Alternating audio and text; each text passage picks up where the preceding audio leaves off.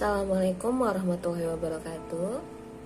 Anak-anak, insya Allah hari ini kita akan melanjutkan materi minggu lalu.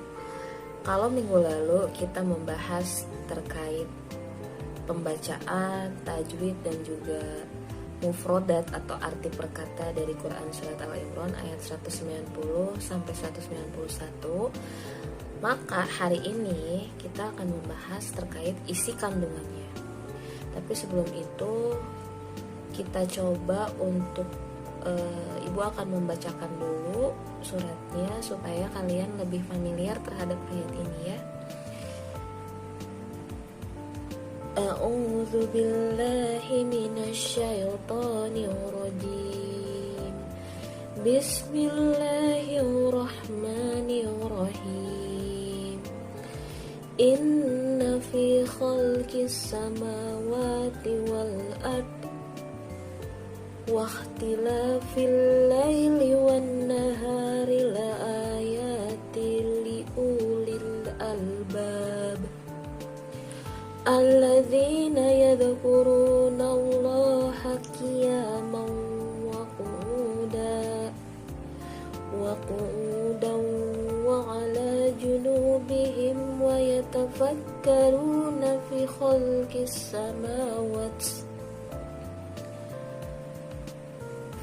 khalqis samawati wal ardi rabbana ma khalaqta hadza batilan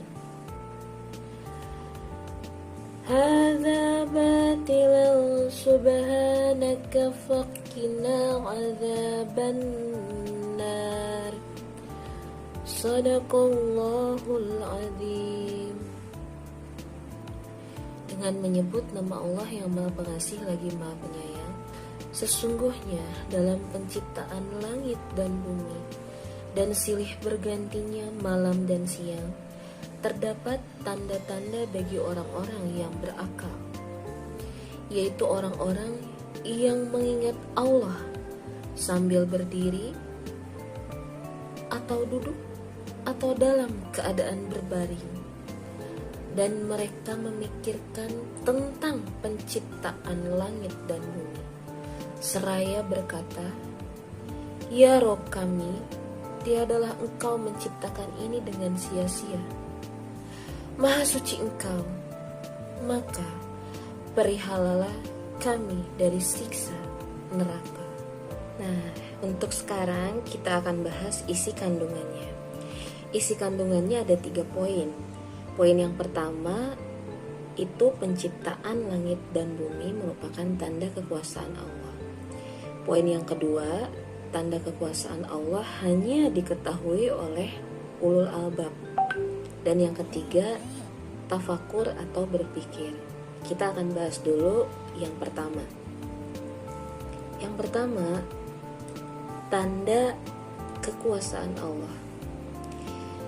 Surat Al-Imran ayat 190 sampai 191 ini menjelaskan bahwa penciptaan langit dan bumi serta pergantian siang dan malam itu merupakan tanda-tanda kekuasaan Allah bagi ulul albab.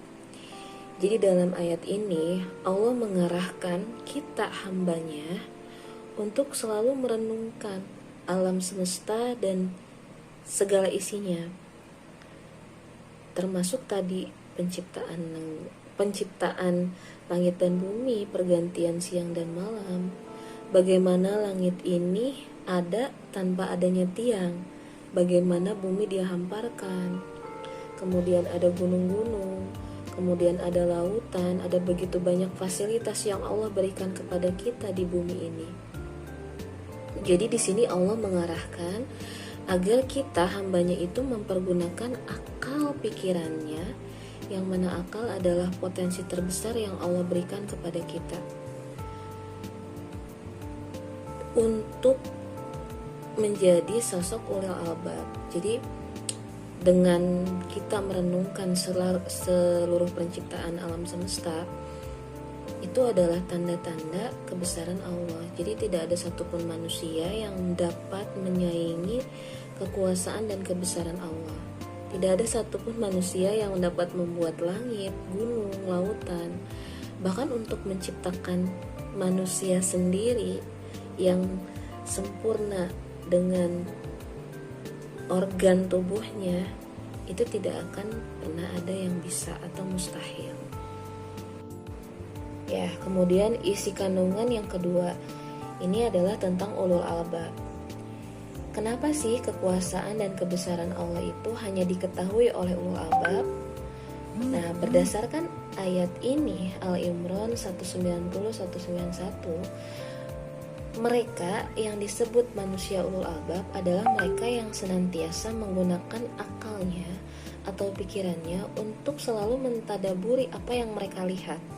Jadi ketika mereka melihat daun, mereka melihat semut, mereka melihat batu, maka mereka akan memperhatikan, mengobservasi, menghayati, bahkan memikirkan bahwa semua itu adalah ciptaan Allah, Sang Kholik.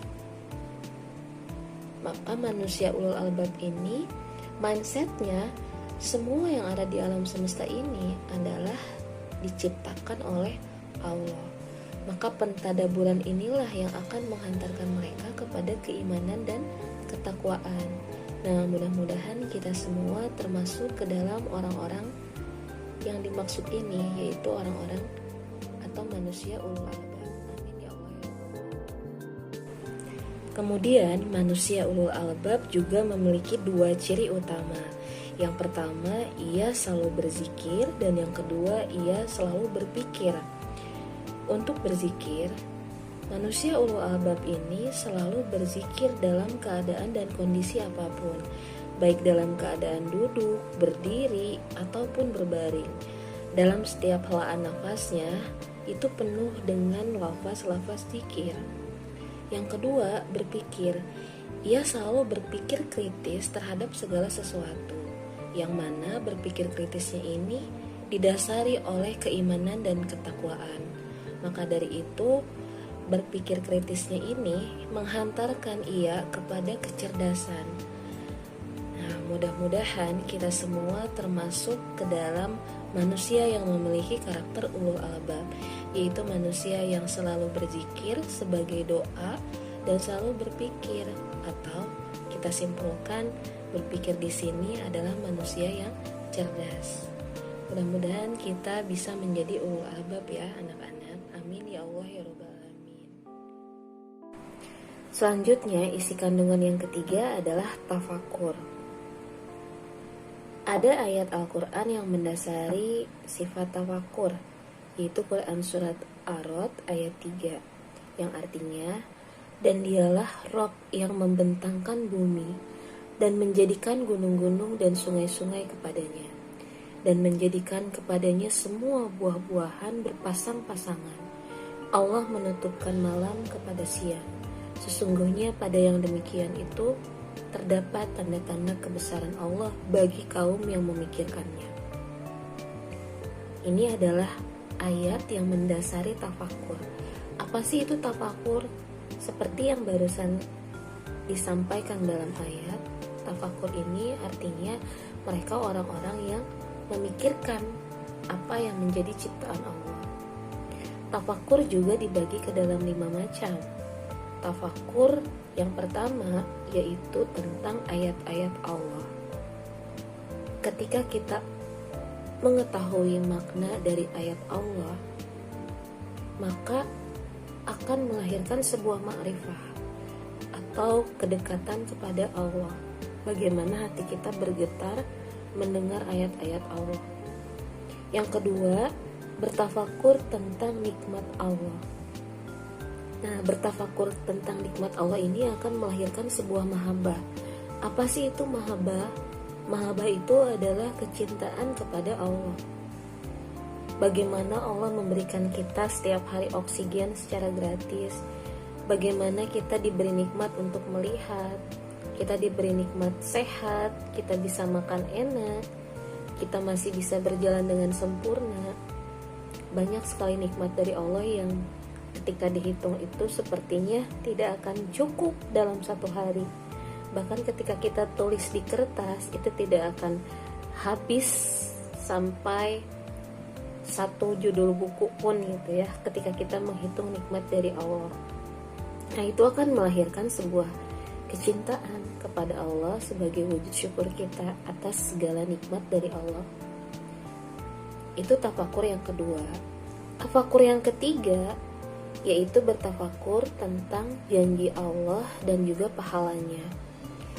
Ketika Allah menjanjikan surga bagi orang-orang yang beramal soleh, bagi orang-orang yang beriman, yang di dalamnya itu banyak sekali kenikmatan yang abadi, itu akan melahirkan sikap optimis atau menjadi motivasi untuk kita dalam beribadah, mengerjakan amal soleh, termasuk ketika kalian belajar di kelas.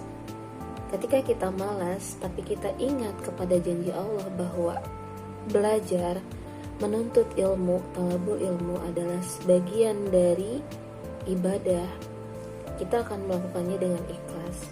Kita akan tetap semangat walaupun terasa berat. Nah, itu yang ketiga. Yang keempat adalah tafakur tentang ancaman dan siksaan dari Allah. Ini kebalikan dari yang tadi. Kalau kita lihat atau kalau kita pikirkan, ancaman dan siksaan itu pasti erat kaitannya dengan sebuah dosa atau pelanggaran. Jadi orang yang mentafakuri ancaman dan siksaan dari Allah, maka ia akan takut. Jadi tafakur ini akan melahirkan rasa takut untuk berbuat maksiat, karena ia tahu konsekuensi apa yang akan ia terima ketika ia melakukan dosa tersebut. Ketika kita akan menyakiti teman kita, ketika kita akan marah atau emosi, ketika kita akan mencuri, kita tahu konsekuensi dan hukuman dari Allah seperti apa, maka kita akan mundur untuk melakukan maksiat tersebut. Nah, tafakur yang terakhir adalah tafakur terkait kelalaian manusia untuk menjauhi Allah, dan ini akan melahirkan sebuah penyesalan.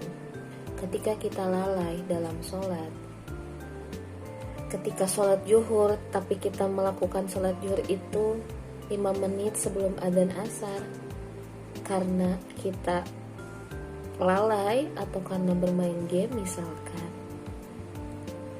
itu kalau kita sadar pasti kita akan merasakan sebuah penyesalan. Jadi orang yang bertafakur tentang kelalaian, insya Allah itu akan diampuni oleh Allah asal dalam dirinya terdapat penyesalan yang mendalam dan tidak akan mengulanginya lagi.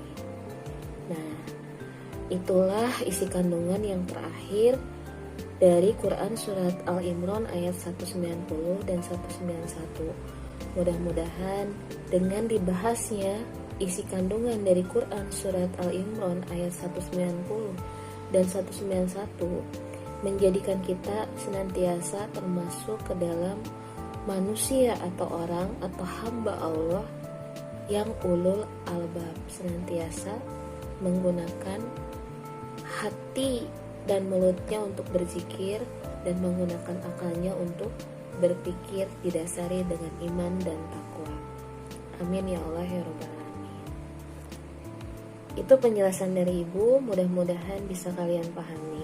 Kalau ada pertanyaan, insya Allah kita akan bahas di pertemuan selanjutnya. Wassalamualaikum warahmatullahi wabarakatuh.